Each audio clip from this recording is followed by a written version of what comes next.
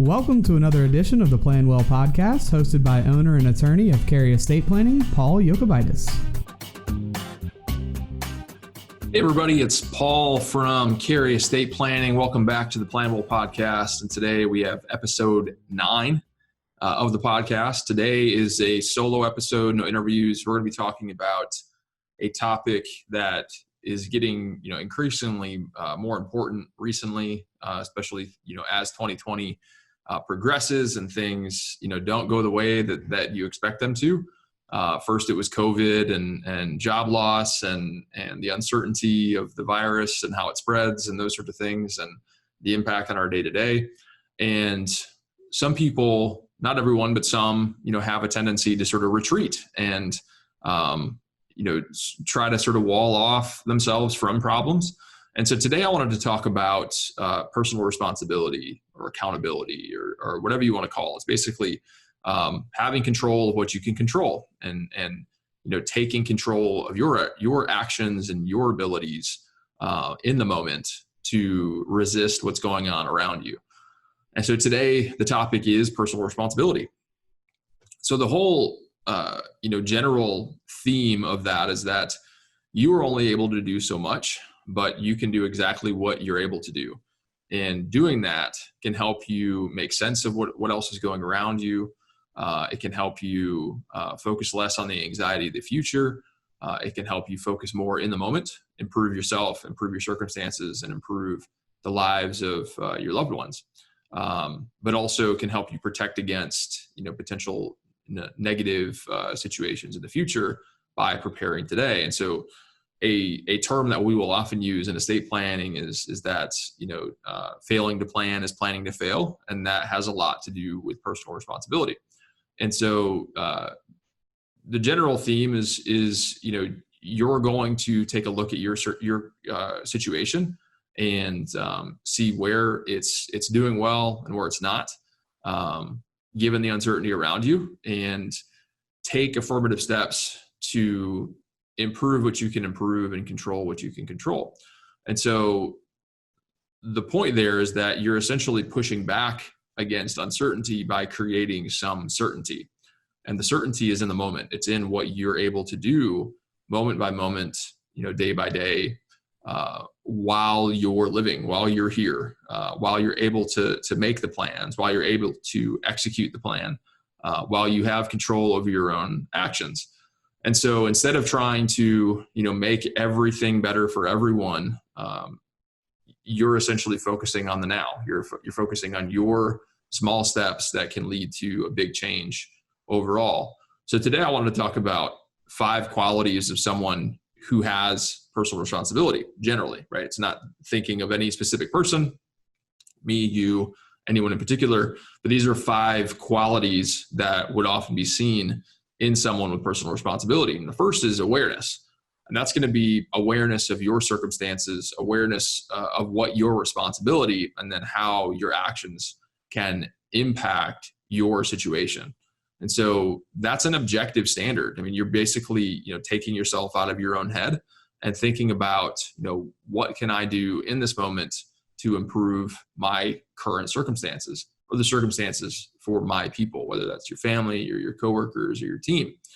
And so you have to look at things from a 30,000 foot view in order to focus in on the step-by-step implications of your circumstances, which you personally can do.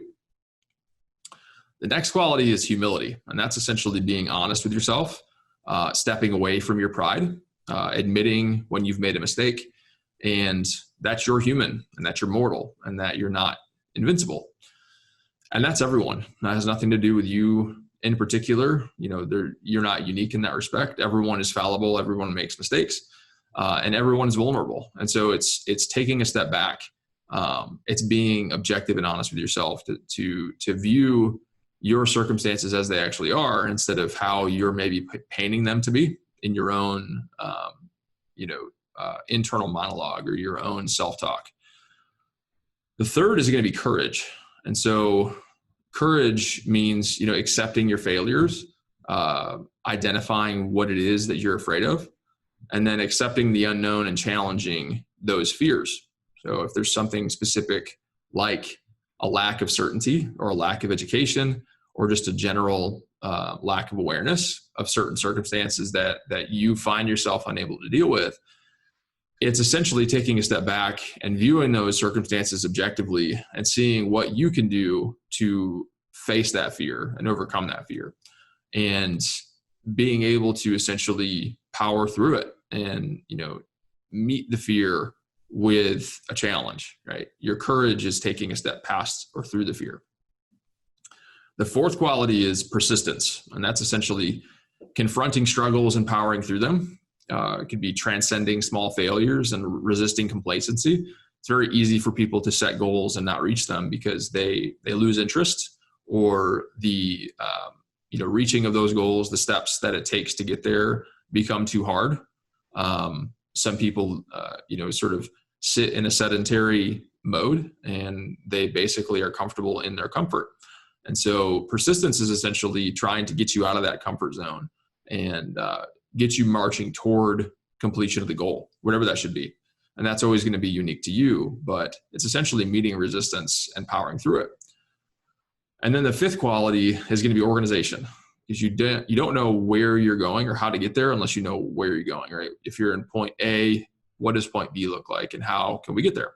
So it's difficult to have effective personal responsibility and effectively reach goals or attain goals without knowing the steps that it's going to take. So if you think about accomplishing a goal like creating a map, you have to know where you are, where you want to be, and then the steps, the distance, the points that you'll have to hit along the way.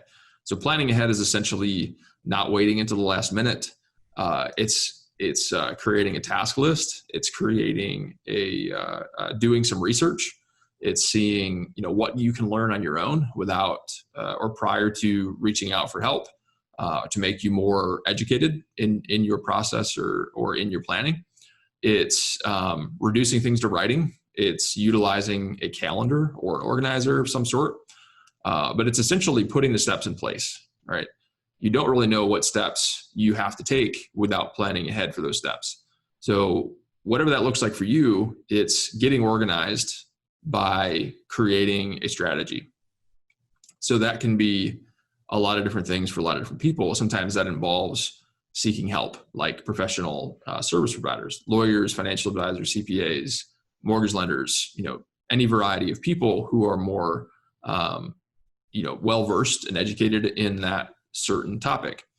And so all of this, very much so circles back to, proactive planning for things like estate planning, for financial and retirement planning, tax planning, starting a business, creating strategic plans for a business.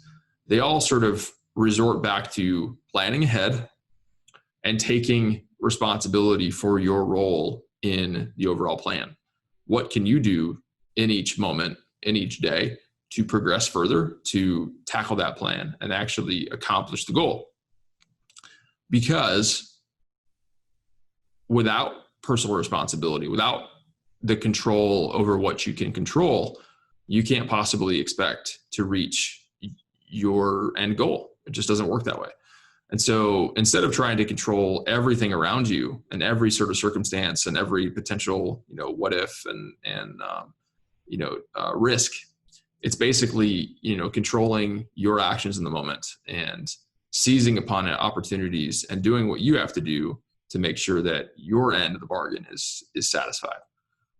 And that can also mean that you're being a role model for other people around you, whether that's family members or friends or coworkers or employees.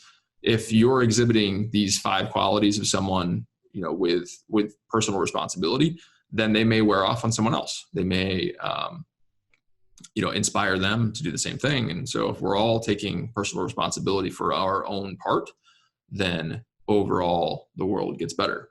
Your goals get accomplished, and the fear and uncertainty around you seems to not be so bad, right? So unattainable or so insurmountable. So controlling what you control, personal responsibility, massive principles to living an effective and good life. hope you enjoyed today's episode 9.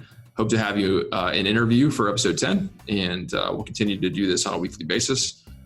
This is Paul from Cary Estate Planning with the Plan Well Podcast. That's it for this week's episode. Make sure you like, subscribe, and share. We'll see you all next time.